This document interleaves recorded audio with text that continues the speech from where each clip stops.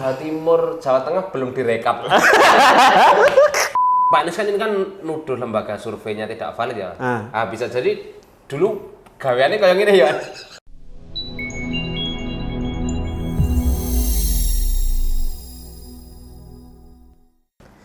Oke guys, kembali lagi di konten Jat sana, Jat sini.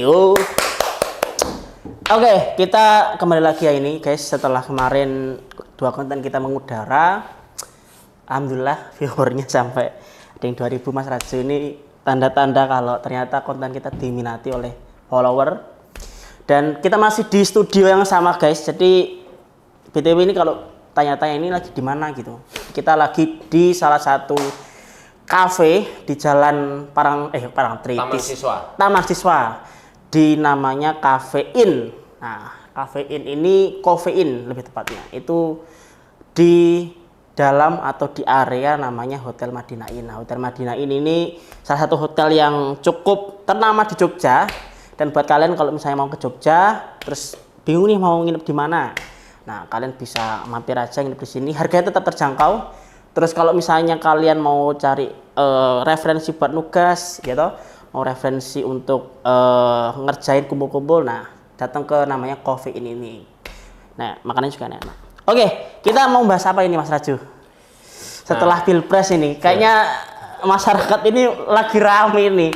Ya. Pertama di TikTok, di Twitter ini rame nih. Nah itu ya, lagi-lagi emang apa ya, Pilpres ini menjadi bancaan masyarakat gitu ya. Maksudnya semua elemen masyarakat tuh menyukai hal-hal berbau Pilpres kayak gitu.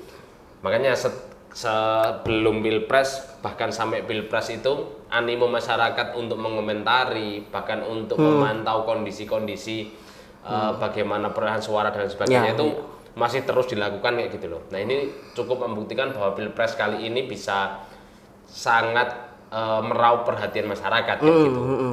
Ya termasuk mungkin pemberitaan-pemberitaan, entah itu dari calonnya sendiri maupun dari pendukung dan juga masyarakatnya. Iya.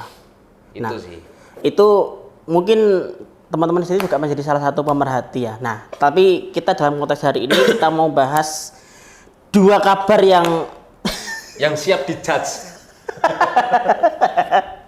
Yang ini membuat tim kreatif ini akhirnya merekomendasikan dan ayo kita tag hari ini buat langsung kita eksekusi. Dan ini tidak jauh dari hasil perolehan suara Pilpres. Nah ini kan pembahasannya kan kayaknya juga tidak jauh-jauh dari hasil perolehan hasil perolehan suara ya.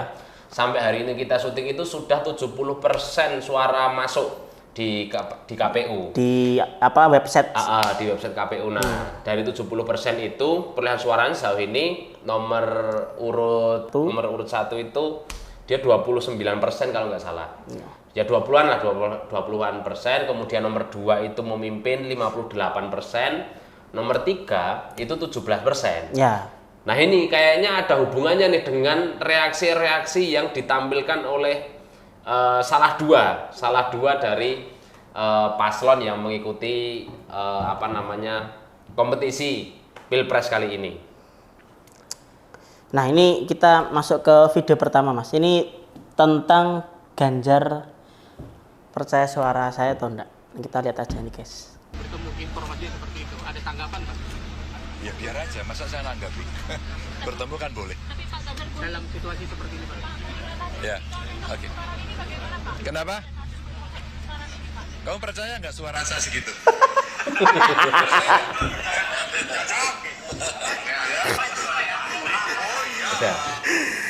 Nah itu, jadi yang kita headline atau yang kita highlight gitu ya, itu adalah kalimat beliau yang seperti menanyakan gitu kepada wartawan. Kalian percaya suara saya segitu? Nah itu ya akan kita bahas yang video yang pertama. Gimana Mas Faiz? Ya, Pak Ganjar ini kayak yang kita bahas sebelumnya Mas. Orang yang kritis. Jadi belum langsung percaya ini sama apa yang disampaikan, apa yang ada di dalam rekap datanya KPU ini belum percaya. Kan nggak mungkin dong dengan mohon maaf misalnya, mohon izin Jawa Tengah dengan yang disebut kandang banteng.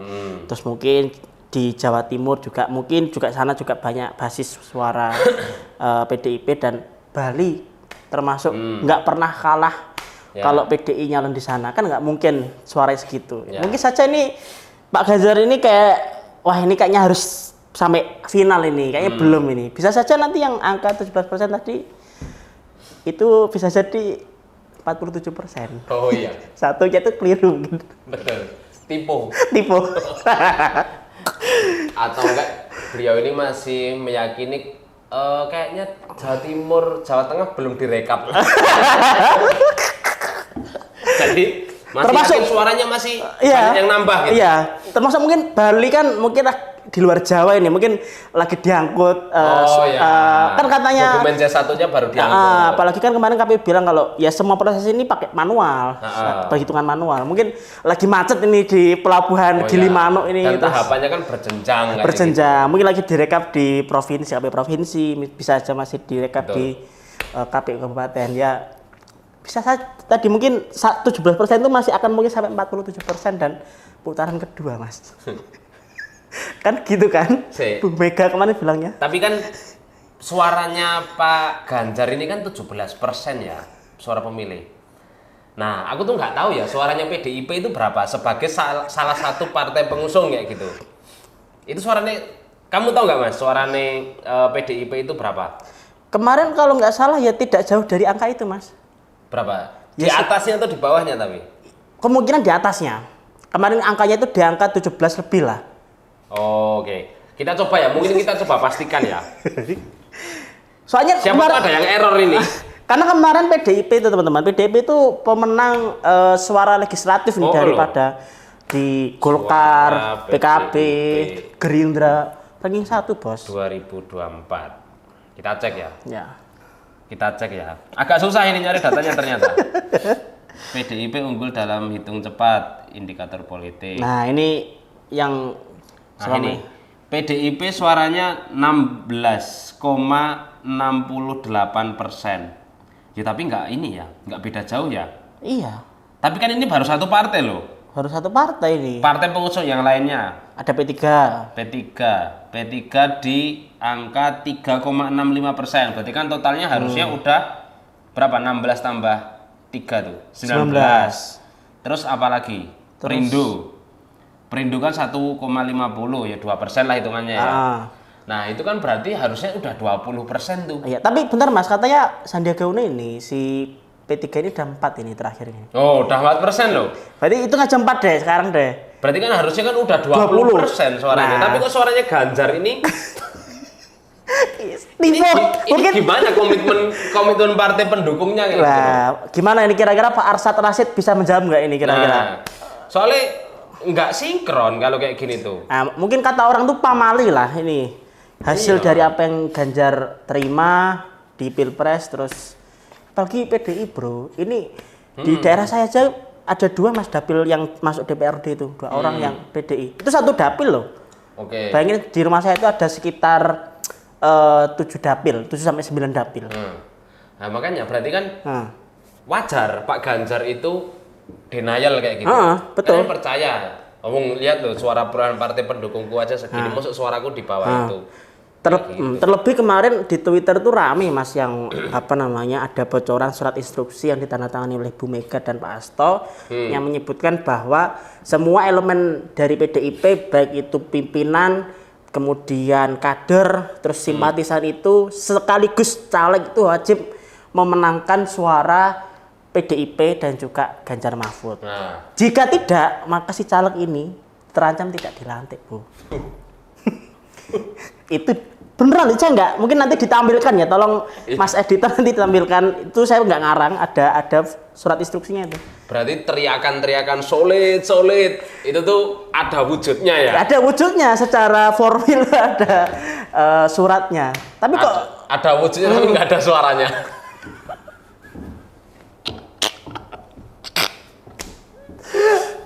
Oke. Ya cuma itu fakta lapangan ya, maksudnya emang bahkan saya beberapa kali punya temen caleg lah, beberapa punya temen itu. Gimana tuh? Dia itu emang beberapa kali juga berkampanye sesuai bagaimana kondisi dapilnya. Ya. Jadi semisal saya caleg di dapil A gitu, di kota A. Ya, ya. Nah, terus habis itu mereka ini orang-orang di dapil saya ini mau memilih saya, tapi asalkan presidennya semisal adalah presiden yang diusung bukan dari partai saya. Ya. Jadi mau nggak mau yaudah, yang penting saya mengkampanyekan kalian pilih saya aja, pilih partai saya, presidennya terserah. Waduh. Jadi tidak secara solid di deliver sampai masyarakat kayak gitu loh. Karena ya mau nggak mau, ya gimana kalau semisal wong kita caleg ini kan tujuannya menang. Sedangkan mosok kita tetap harus membawa nama presiden kayak gitu kan. Iya. Kalau bikin kita kalah ya mesti kita mempertimbangkan soal itu kan. Iya, kasak kusuk antar kader partai yang tidak sejalan dengan ketumnya itu juga banyak terjadi Mas, nggak hanya di 1-2 partai ya. Benar. Jadi si A, bahkan pengurus partai pusat ini nggak sepakat dengan ketumnya dan akhirnya dia membelot ke kader paslon yang diusung oleh partai seberang atau tim ses yang lain itu juga ada terjadi. Makanya berarti ya nggak menutup kemungkinan hal itu terjadi gitu loh. Jadi betul. Tinggal nanti sampai akhir nanti ini kan udah 70% ya, 30% lagi nih. Nah 30% nih siapa tahu ke Ganjar semua. Kan 30. Berarti totalnya berapa? Ya kalau total DPT itu berapa sih ya sekitar? Sekarang kan 17%, tambah 30% berarti 47. Mimpin Pak. Putaran kedua.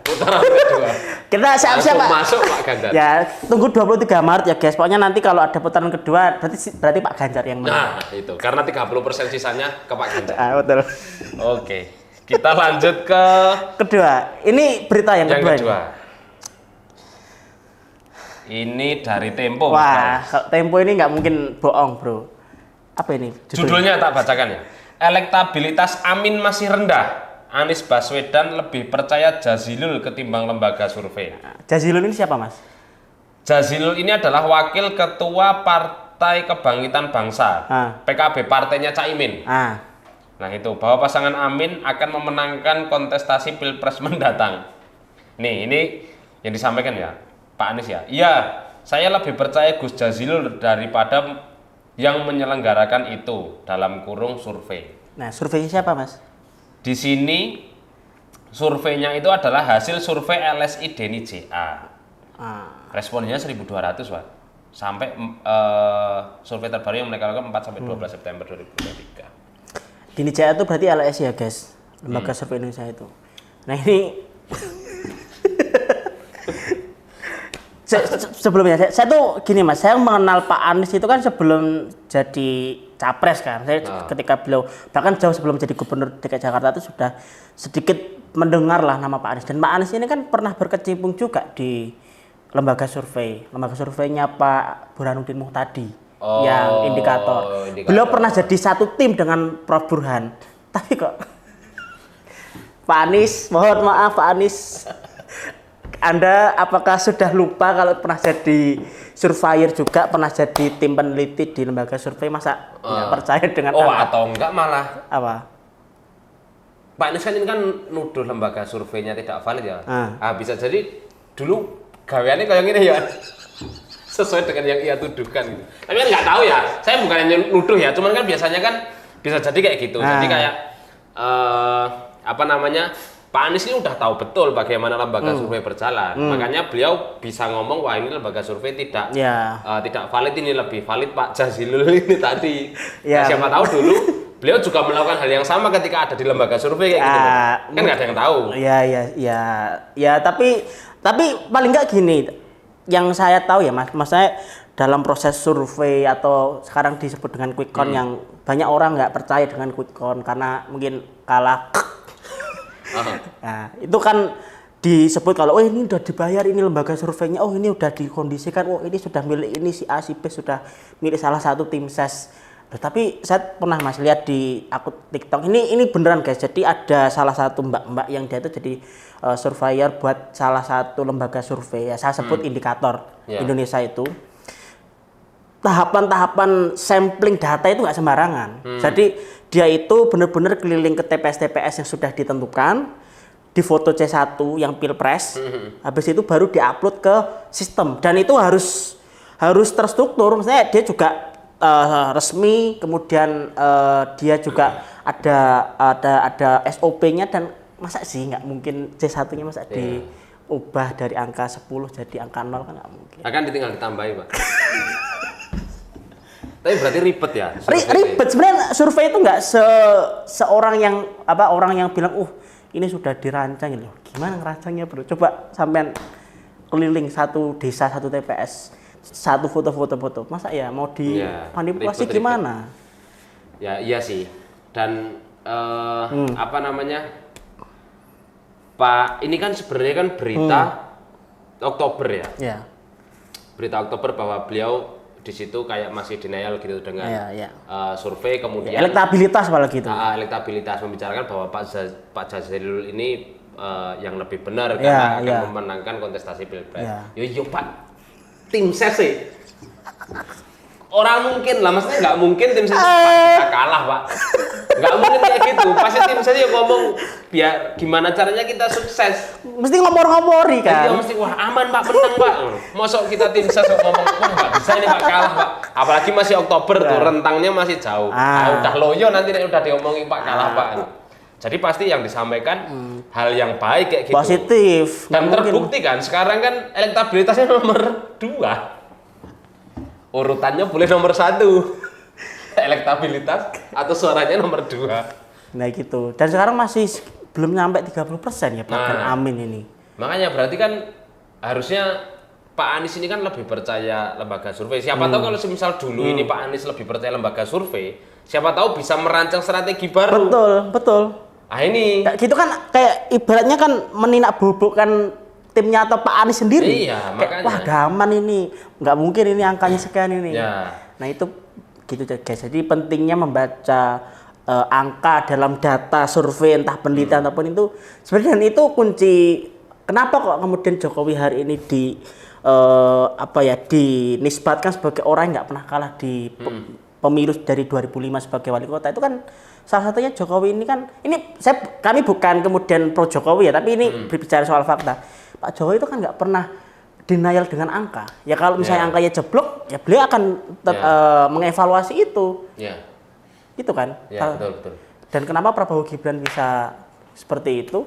Salah satunya mungkin kan ya yang di baliknya Prabowo Gibran juga ada Jokowi tuh. Nggak mungkin Pak Jokowi kemudian mengatakan ini lebih banyak pada faktanya lebih sedikit, tapi ternyata lebih banyak atau sebaliknya. Kan mesti ngomong apa adanya. Pemahaman dan kepercayaan akan data faktual gitu. Tidak asal Bapak senang. Tidak asal Pak Jazilul atau Pak Amin senang. Jadi tolonglah ini mungkin evaluasi lah ini mungkin untuk timnas Amin ini ya. Sekali lagi kalau mau nyapres lagi misal ya mungkin lebih dekat lah untuk bacaan-bacaan terhadap lembaga survei kayak gini. Iya, apalagi Pak Anies ini akademisi loh, PhD. Oh iya, makanya harusnya orang sekali Pak Anies ini sangat-sangat dekat dengan data, dekat dengan riset kayak gitu. Iya, beliau sudah pernah menyusun disertasi loh. Nah, nggak mungkin tidak berdasarkan data. Ini jadi kita judge dulu nih, kita belum judge nih. Dari yang pertama tadi soal soal Pak Ganjar tadi. Ya. Berapa Mas Faiz? Karena dia ini judge-nya sudah di angka 9 lah. Kenapa 9? 9 itu rating untuk bahwa Pak Ganjar ini adalah orang yang masih pede.